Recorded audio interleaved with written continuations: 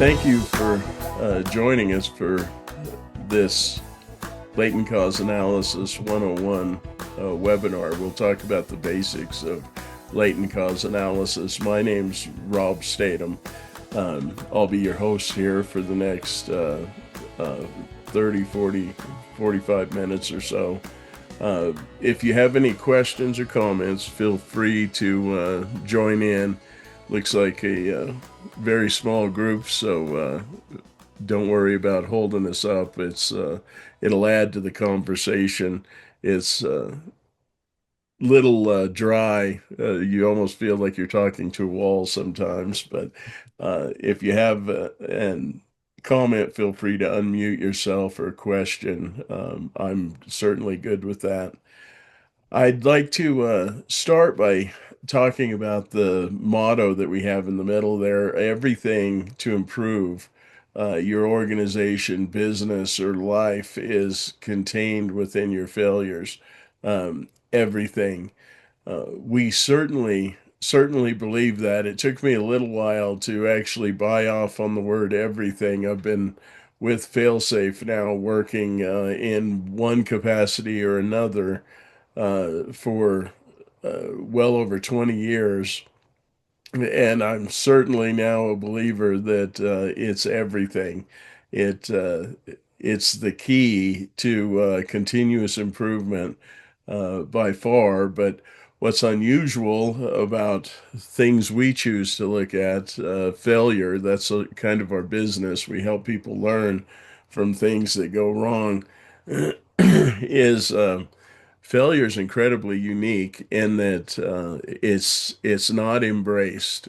Here I have a short video that's going to introduce a few of the issues that we need to talk about before I get into the nuts and bolts of latent cause analysis. Here's a short video I'd like you to watch. What did you do? Why are you guys laughing? What did you I don't know do? what I did. You broke the bomb. Look, you got. Well, next time you put gas. Why you have me doing it? You're the man. You should be doing it. You're the stubborn one, hard-headed. What kind of man are you? I told I was gonna do it What kind later. of man are you? You should have been doing that. And Not I me. told you I was gonna do it Now later. look what happened. That's your fault. Don't blame me for that. I blame you. That, without a doubt, is the first problem when something goes wrong. Failure attracts blame. And blame is a serious issue. It will keep people from learning.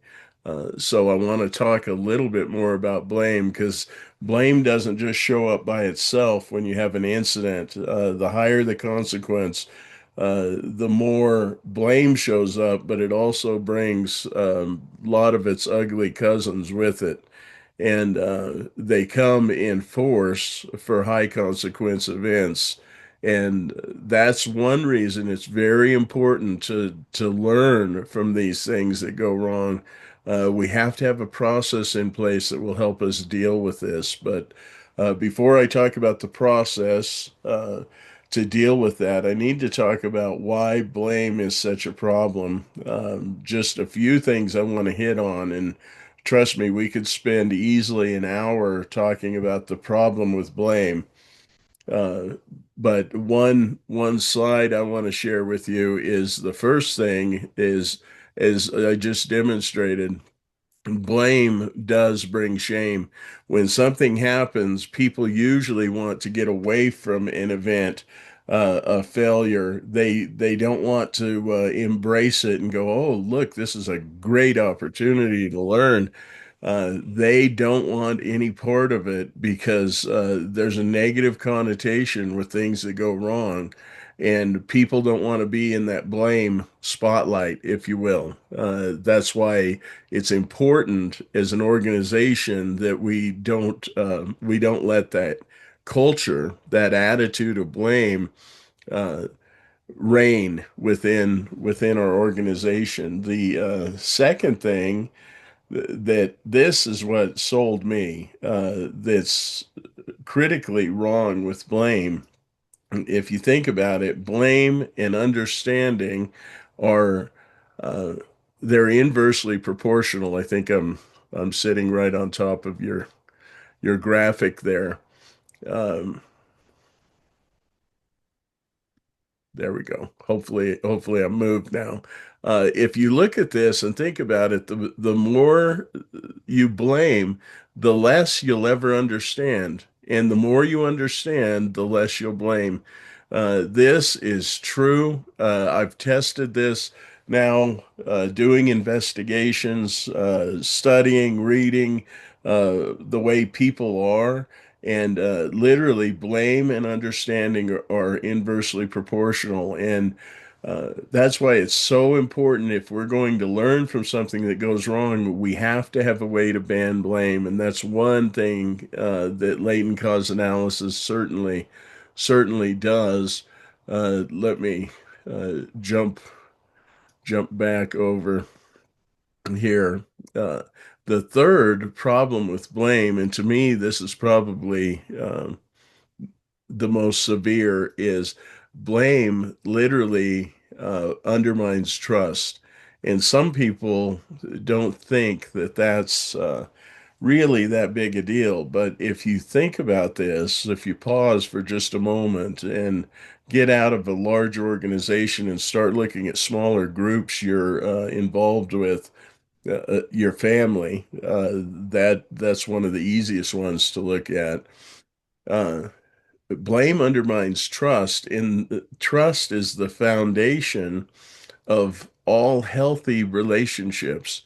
The moment I'm in an organization and I am beginning to have issues, if I trust the people I work for, or if I trust the people that work for me, or the people that are on my right and my left, it's impossible for me to perform at an optimal level because I'm only going to do the minimum I need to do to fulfill my role, but I don't want to take any risks that I end up getting uh, exposed by somebody that I can't trust, somebody that it doesn't have my best interest in their mind. And that literally will completely bring an organization. It doesn't matter how well you're set up. It doesn't matter the systems you put in place. If you have an atmosphere, a culture where people hesitate to trust one another, you will struggle to perform at a high level. And those are the three big ones for me, the problems with blame. That's why it's regardless of the process you use to learn from an event, certainly, I believe latent cause analysis is the best process you could use, but there's plenty of other processes out there. You better understand the first thing you need to get control of is people's tendency to blame because it's part of our human nature. Uh, the the next thing I want to talk about before we get into the nuts and bolts of latent cause analysis is another part of our human nature that's really good uh, by uh, by our nature. Human beings are very good problem solvers. Um, I tell every class I teach that you probably wouldn't have a job if you weren't an excellent problem solver. Uh, you don't want people working within your organization that when something changes in front of them or something goes wrong, that they're stopped, almost like the old computer programs, right? That would have a syntax error and it just wouldn't do anything then until somebody comes in from the outside and fixes it. Well, that doesn't work in an organization. We need problem solvers, and human beings are the best problem solvers anywhere to be found. And we come in and we assess a problem and we fix it. And the whole goal of a problem solver is to literally do that as fast as possible, to move on, to get back to work, to get things moving forward. And there's nothing wrong with that. We need problem solvers. The distinction I need to make here is problem solving isn't slowing down and actually seeking to learn from an issue, because oftentimes you can fix something on the outside. You can address the physics of an issue and get things going, but you haven't really understood what was underlying the causes of that. And until you address what's underneath, you'll continue to face more problems. I almost think of it as a whack-a-mole. The hammer on top of the mole, we think we fix something, but until you open up the cabinet and figure out why they keep popping up randomly in different places, um, you're not actually improving for the long run. And that's where problem solving can work against us. And the third thing with problem solvers, because we want to fix things as fast as possible, when we see blame, we see a tool. It's like the moment I can look over and go, oh, that was the operations supervisor in Area C that did that. I quit trying to understand, and now my box has been checked. I've solved the problem. I can move on. Yet I haven't really learned from anything. I haven't improved. That's when you learn from something, you'll actually get better moving forward. That's the idea of learning from things that go wrong. So, those are just a couple things I wanted to talk about, kind of to lay the foundation to talk about learning from things that go wrong now. And I'll get into the nuts and bolts of latent cause analysis. Here's a simple definition of latent cause analysis. It's an evidence-driven process, and we harp on evidence. Evidence is what changes people, because people will look at things from different viewpoints, and what brings us together is evidence. So evidence is critical, but the point of it, we're going to use evidence to learn from things that go wrong. And we're also going to have the people involved look at their part that they played. Again, we ban blame. We're not going to let people blame other people or things. Um, Todd Conklin, a master, I think he wrote the five principles of human performance. Great speaker. I'm sure you've heard of him if you're familiar with this industry at all. He used a word picture that I use all the time because it's such a good word picture. He talks about an organization as like a really sharp stick, and really big and really long. And when something goes wrong, it usually happens at the pointy end of the stick. Uh, and people look down at the pointy end and go, "What did you do?" Uh, Yet everyone has a hold of the stick. That's what we're talking about when we want people to see uh, their part in an incident. Um, Literally, it's if you don't see that part, if you don't see that the people involved in an incident played a part, this is how you stop blame. You'll never learn and you'll never change. You'll never grow from it. If we stop short and go, well, we just need a different operator, they need to make better decisions, uh, those types of things, that's actually an element of blame where we think we don't have anything to learn. And now you may be further up the stick and your ripple effect may be a little less, but everybody involved in an incident, if it got your attention, you probably have something to learn from it. Um, I'll let the cat out of the bag. The ultimate goal of latent cause analysis, and I'll talk about the nuts and bolts, what we do coming up here in just a couple slides. But when we're done with a latent cause analysis, what we want to help people change the way they think. Because when people change, everything changes. This is where it's so important. We have to address the systems we're in, absolutely, but there's also an opportunity for people to see their part and improve. It helps with accountability, but it's such a healthy process because it's not me pointing my finger at someone saying you need to be accountable. It's literally people looking at evidence and learning and understanding how something happened and going, oh my goodness, I played a part in that. And they hold themselves accountable. That's why latent cause analysis is so effective. But let me define latent because I have a twist when we use latent for latent cause analysis. We changed the name after much discussion in 2006 to differentiate ourselves because everybody uses the term root cause analysis and everyone has a different definition.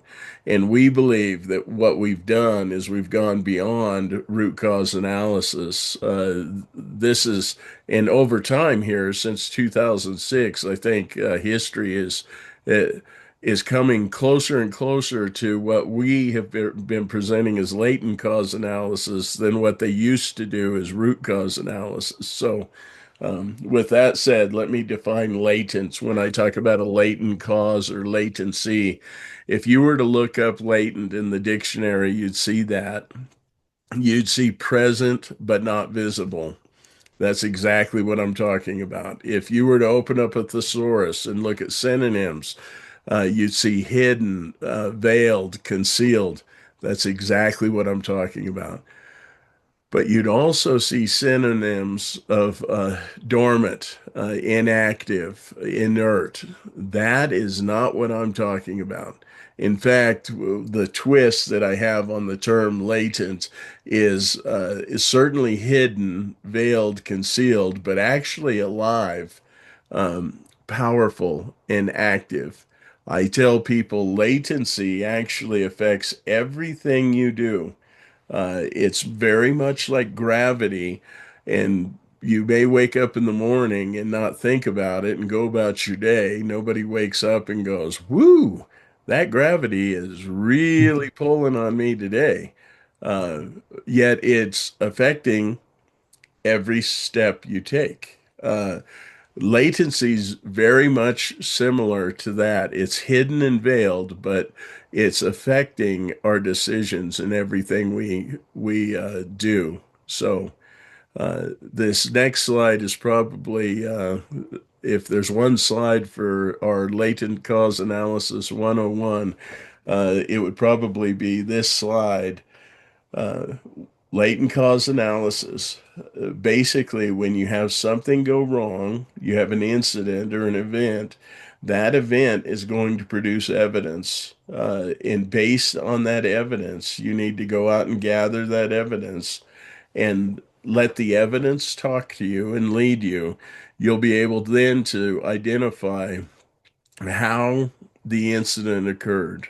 We call these the physical causes of an incident.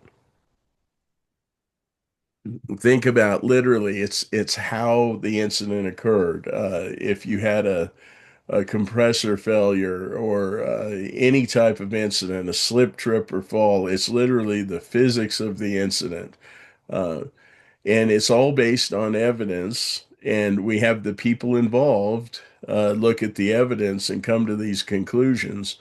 And once they understand how the incident occurred, the next thing we want people to understand is the who were involved that enabled the physics of that incident. Uh, for instance, somebody may have um, slipped on oil spill, right? Well, who was involved that spilled the oil? Who was involved that saw the oil and didn't clean it up? Who was involved that stepped in the oil? Those types of things, right? That enabled the physics of the slip, right? Uh, that's the idea. And if we stopped here, this does answer who did what wrong, and we have the ability of hindsight here. But you remember, I spent 10 minutes talking about the evil of blame being here. If we stop at people, by definition, we're guilty of blame. With latent cause analysis, This is a stepping stone. This is not the end result. We want to definitely understand how the incident occurred. We want the right people there, right, that enabled this so we can go to the next level. And that's what we call latent causes. Uh, LCA is always going to dig to the depth of latent causes. So, basic model, when things go wrong, based on evidence, we'll be able to identify physical, human, and latent causes. And I'll talk a little bit more here about latency to hopefully get you a better feel for it. Let me let me back up and talk a little bit about events and failure in general. I started out my career with Failsafe as their first licensed affiliate, um, doing all sorts of large, catastrophic investigations. Uh, Cranes that got in power lines, devastating consequences. This was a very public catastrophe that happened March um, March 23rd, 2005, at Texas City, British Petroleum's refinery, where 15 people died from a fire and explosion. And catastrophic. It shook the energy industry. People completely moved where they have office buildings and defined blast zones. And um, I've I've done so many large investigations. What you find is the title there, the slide, that failure's trying to tell us something. All of these large incidents, literally, they come from small unresolved problems that people knew about, yet they didn't address. Um, they just never thought that it was going to lead to a fatality or to some other catastrophic incident. If that ever crossed their mind, they'd fix it immediately. That's the problem with failure is we get used to the little things and they end up playing together. I'm trying to come up with a better animation. This is the best I have, but I describe it this way. Literally, if you think about having a plate and you start spinning it at some RPM and you drill a hole through it somewhere on that plate, and that's a defect. And another one in a different hole, different place, different RPM. And you have all of those are small unresolved problems. And when I show up to do an investigation, this is what I find every single time, a series of small unresolved problems that they lined up, and it's a laser beam could shoot through each one of those holes and it causes a catastrophic incident. That's why our philosophy at Failsafe is to use latent cause analysis. It works on catastrophic incidents, but it works on any one of those defects that you're running into there, uh, because each one of those are small unresolved problems. That's what leads to big problems. That's why we say failure's trying to tell us something, but few are listening. That's why people have to change the way they think. The moment you start to look at something and see, ooh, this could lead to something bigger, it's almost like a weed in your garden. When you see it and it's this big, it's so easy to address. If you go to Hawaii for 2 weeks and come back, you're going to spend some time on that weed, and it's probably going to have caused some serious damage in the rest of your garden. That's the idea of it. When I say failure is trying to tell us something, what we mean by that are those small unresolved problems literally are warning signs of larger problems. I love that word harbinger. If you look it up, it literally means a messenger from the future that's come to warn you. And that's the latent cause mentality I have when I see small unresolved problems. Um, it tells me a little bit about the latency that's affecting people and also what people are dealing with for larger problems. And for some reason, our nature as problem solvers, we think if we ignore these things that they'll go away. They don't go away. The only choice we have is not if we listen, it's literally when we listen. That's what I've discovered. Those things, excuse me, those things have to be addressed, or they will get their attention for us. That's what's transpired over and over when I've been involved, and it doesn't matter the size of the investigation, you'll see the same principles playing out. That's why it's so good for somebody out in the field to begin to see these things and learn this process. It's a way of approaching things that have gone wrong rather than trying to run from them or hide them or hand them off, right?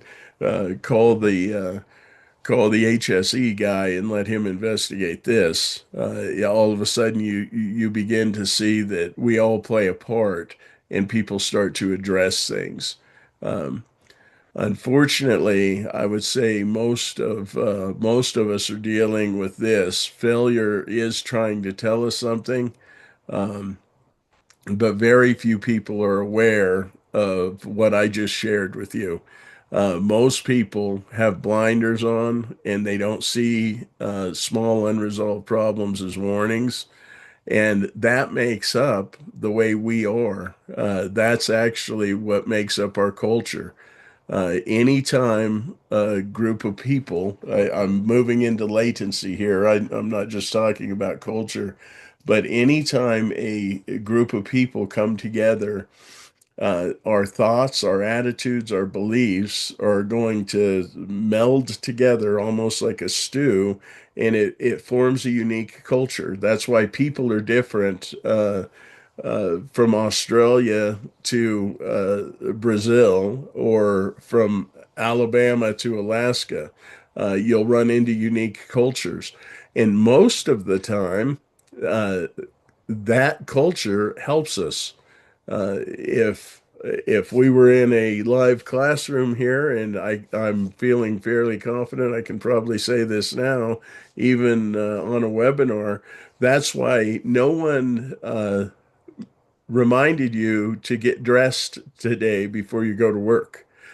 Make sure you put on pants. Your boss, your supervisor, your manager didn't have to send you a text or an email going, don't forget to put pants on before you go to that uh, event at work tomorrow, because that's our culture. It's absolutely unacceptable. Of course, you're going to get dressed. You wouldn't be able to do anything out in our culture um, without that. That's my point. Is culture works for us almost always, almost always. And it's not just a culture by geographic region, by Australia or Brazil. We form a unique culture literally where we work.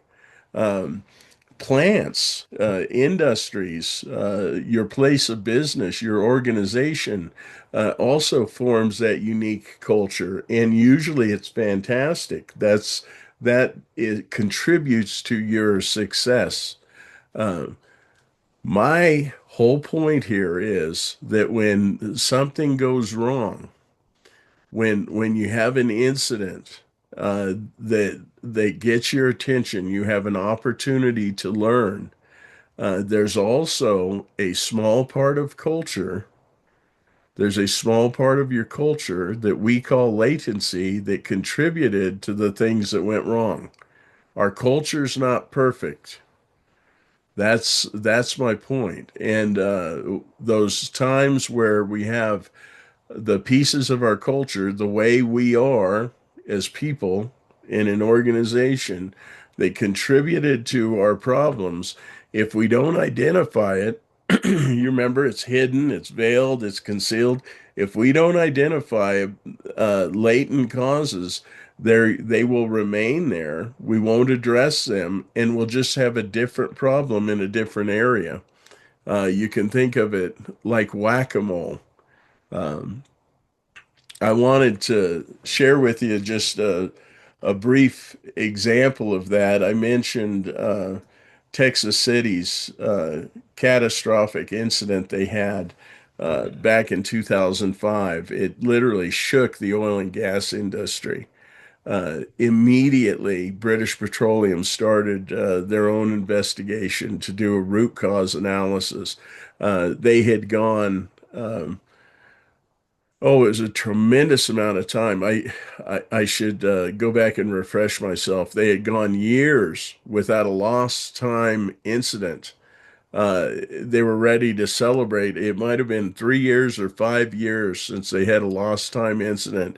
The day before this, and 15 people died, 180 were injured. Windows were blown out of homes 5 miles away. And they immediately launched a root cause analysis. And 3 months later, the headline came out, uh, the cause of the catastrophe at British Petroleum's refinery was operator error. They were bringing a unit up, and the operator that was bringing the unit up did not follow the procedure, and it led, again, these are the plates, right, lining up. It led to an overpressure event, and that opened up. It ended up to stack, letting out hydrocarbon, finding an ignition source, and 15 people never saw their families again. And these are people he worked with, and I mean they took pride in their uh, safety, right? That they had no injuries, they had no recordable incidents, if you can imagine. And all of a sudden, this happened, and this is where it's so important that you understand when you're investigating something. Everything I just shared with you is true. What the people did there on that root cause analysis was true. The problem I have with it is, where did they stop? They stopped at who did what wrong. And it's true, but it's not the whole story. Don't you need to understand why he did what he did? And I'll, as another note here, sharing this incident, there's never one human cause. We're attached at the hip. It's almost like we're on a Sunday afternoon three-legged race when you're out working in an organization. And we're affected by the people to the right and the left. We're affected by the people above us and below us. We influence one another, and we all play a part. And we have to see that, or we'll never change. And as you dig into this, and other entities came in, the Chemical Safety Board, one in particular, there's loads out there that you can go uh, learn about this, but they came in and they started going deeper past that, wanting to understand why didn't they follow their procedure? And one, to me, the glaring, most interesting fact based on evidence that came out is this operator had been in this control room now for 11 years. He was a seasoned operator. They had brought that unit up uh, 8 times, or this was the eighth time they were bringing that unit up in 11 years, starting that unit up. And do you know what he did different? Nothing. He did nothing. The procedure needed to be rewritten. It needed to be updated, and they were bypassing their own procedure, and they were getting away with it. It wasn't quite lined up the way it was the day he did it, so they had gotten away with it 7 times before. And here he is, the eighth time, doing what he thought he was supposed to be doing the same way. And all of a sudden, there's a catastrophic incident. That's why I say we can't stop at human causes and we have to ban blame. We have to dig deeper. We have to look at it and go, what is it about the way we are that caused or contributed to an incident? It's critical. One of the ways we do that with latent cause analysis is we ask everyone to agree to the golden rule of latent cause analysis. We ask everyone involved in the incident to try to understand to such an extent they're convinced they would have done the same thing if they were that person. You're not saying what people did was right. You're trying to put yourself in their shoes so you understand why they did what they did. This is critically important. This is how you ban blame. But more than that, this is how you remember I mentioned blame breaks trust?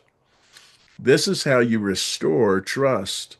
You're going to bring those people in and everyone involved, this was a painful incident. They're going to sit there and go, I would have done the same thing. I understand what you were thinking was wrong, and he knows it, and we know it now because we have the ability of hindsight and this evidence. We shouldn't have done it, but we understand why you did it. And when you do that, it actually restores that relationship. It brings people closer together to where they then can trust one another because that's what trust comes down to. It's not when I show you my best that I trust you. It's when you know where I fall short in my weakness. If we want to be a world-class organization, you have to get to this point to where you're using the best that human beings offer within the workforce. And this is one way to do it is you bring them in and people hold themselves accountable. The way we have stakeholders, the people involved in an incident, identify latent causes once they've looked at all this evidence and they understand how the incident occurred and they understand the people involved, uh, then they turn to themselves. And as a group, we ask two questions. We ask the group of stakeholders to answer what is it about the way we are that caused or contributed to this event? What is it? And you can think about it with that event that they lived with a small unresolved problem, but it wasn't a recordable issue, was it? Uh, and when they started to see that, that will help change the way they are. But you can't stop there because that's almost too generic. We call that an organizational latent cause. Then we ask each individual involved to answer what is it about the way I am that contributed to that? What is it about the way I am? Because each one of us play a part. I like to think of it almost as a bucket of vinegar, and each one of us show up within an organization, and we're the vinegar, but we're also a cucumber thrown into the vat, and its latency ends up pickling us, and it changes the way we are because we influence each other. But all I can affect, I can't change the whole barrel. I can only change my part. That's why you have to have people pull together and answer these questions. And when you go through an incident and people sincerely answer these questions, I promise you it changes the way you think. You cannot honestly look at yourself in the mirror this way and leave without being changed. Uh, I've done this time and time again, and people leave an incident investigation, they leave a stakeholder meeting, um, almost exhilarated. They're not exhilarated that they suffered loss or pain. They're exhilarated that they truly understand. And they understand to the point that it's affecting their forward motion. And that's critically important.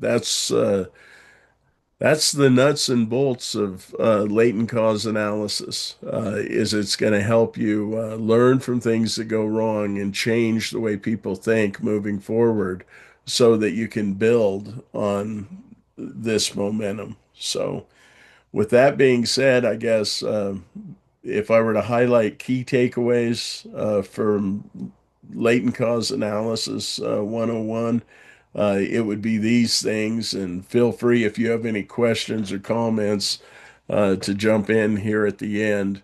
Uh, I hope you remember that blame's inversely proportional to understanding. It absolutely is. Blame blame is what drives people away from learning from things that go wrong because it brings shame. But one of the most critical things, it undermines trust. If people don't trust each other, very hard to learn from things that go wrong because no one wants to admit their part. And it's also very hard just to work at an optimal level. Remember, we're great problem solvers, but we have to, when it's time to learn, we have to tell ourselves, wait a minute, um, we need to understand here. This isn't something we're just going to blow over and do real fast. We're going to let the evidence talk to us. And I'm not talking about turning into a sloth, but I am talking about letting the evidence talk to you. We can talk more about that offline or in uh, another class. We spend 2 of our 4 days just talking about evidence because it's so important. It's like dry ice, right? It evaporates. And if you're running fast, you'll lose evidence. You won't understand. You won't understand from things. Remember, latency is that small part of our culture, and I mean it is a small part of culture that's contributing to problems, but it's hidden, it's veiled and concealed. That's you need to address latency. Uh, and it's almost built into nature. If we don't address and learn from the small issues that are bothering us, the 3 foot alligators, eventually they'll turn into a 10 foot alligator. And we'll figure out how to deal with them. Uh, Our philosophy, obviously, is to get your people addressing the small unresolved problems as they encounter them, ones that the CEO doesn't need to ever hear about, and you will start getting better from the ground up because you're having latency addressed and you're physically addressing, fixing small unresolved problems that would eventually cause larger problems. And certainly a great takeaway for latent cause analysis is the golden rule. The golden rule of latent cause analysis. We ask everyone involved in an incident to try, and the key word there is try. I understand you may have hesitancy now, but when you see the evidence and you talk to the people, this is easy to do. So all you need to do is try to understand. And I'm talking about to such an extent you're convinced that you would have done the same thing if you were in that person's shoes. Not with the knowledge you have, not with the experience you have. You're putting yourself in their shoes and understanding the position they were in and the thoughts they literally had. It's honestly very easy to do to understand that. And the last takeaway for latent cause analysis 101 would be the 2 key latency questions, right? You want the group involved to answer what is it about the way we are that caused or contributed to this incident. And you want each person to also answer that question and share it within the group, right? This is where accountability comes in like no other. What is it about the way I am that caused or contributed to the event? That's uh, that's all I had for you today in this webinar. Latent Cause Analysis 101. If you have any questions or comments, feel free. You can unmute and share them. Uh, Otherwise, I'll give you an opportunity to be dismissed.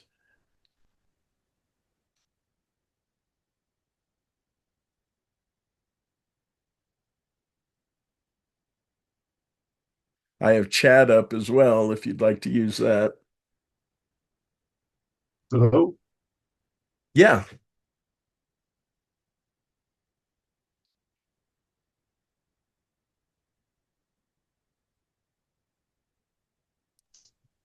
Hello? there you go, Michael. Oh, okay, sorry. I trying to figure out which button I turn on. Uh, yes, I really appreciated this. I've been in healthcare for probably 30 years, and I've done a total of led probably 50 RCAs. Sure. And um, I think I kind of intuitively over my career learned is the importance of trying to figure out the why. I mean, we could nail out what the steps happen and how the failure happened, but it's to get to that deeper why was they thinking or why, Yeah. and there's so much of culture agree with that 100% and agree with those last two questions at the end. Everybody has their own little things they bring with them that they might, influence what happened. So yeah, I really appreciate this. Was a Good. great kind of just kind of reinforced to put some language to things I have been thinking along for 15 years. So, Sure. Sure. That's thank you. fantastic. Hey, one thing I didn't have a lot of time here, but it what changes people is not just that they see their part, it's when I tell you my part. When I share it as a group. Uh, there's something about getting that out in the open that changes people. And the biggest example I have, I had it was right after the Texas City. It was one of the biggest investigations I was ever involved in. It was another flare overfill. And the plant manager immediately brought me in, and he had in mind what had happened already and needed to do an investigation and wanted to fire people. Well, we don't do that. I made him promise, agree to the golden rule. I made him tell everybody there'd be no retribution, right? We're going to go through this and learn from it. And he literally went through that 2 day stakeholder meeting, and the card he picked up at the end and he read, he said, I knowingly allow unsafe acts for the sake of production, and I know this is not right. And when he read that, it's like the whole room almost passed out. They couldn't believe that he saw that he played a part in that flare overfill. He thought it was just the operations team.